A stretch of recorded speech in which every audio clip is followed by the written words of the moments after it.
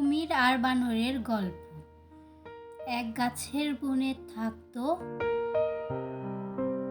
এক হাসি খুশি বানর, আর নদীর জলে থাকতো একাকিত্ব এক কুমির। বানর প্রতিদিন কুমিরকে ফল খেতে দিত। তাদের মধ্যে বন্ধুত্ব গড়ে ওঠে।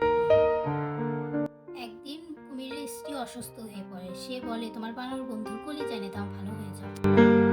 কুমির বানরটিকে বলে তার স্ত্রীর সঙ্গে দেখা করতে। বানর রাজি হয়ে তার পিঠে চড়ে বসে। মাছ নদীতে কুমির সত্যি কথা বলে, সে বানরের কলিজা নিতে চায়। বানর বুদ্ধি করে বলে, আমার কলিজা তো গাছে, চলো নিয়ে আসি।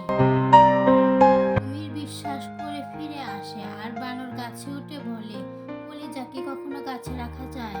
বানর বুঝে যায় বিশ্বাস করার আগে সাবধান হওয়া দরকার।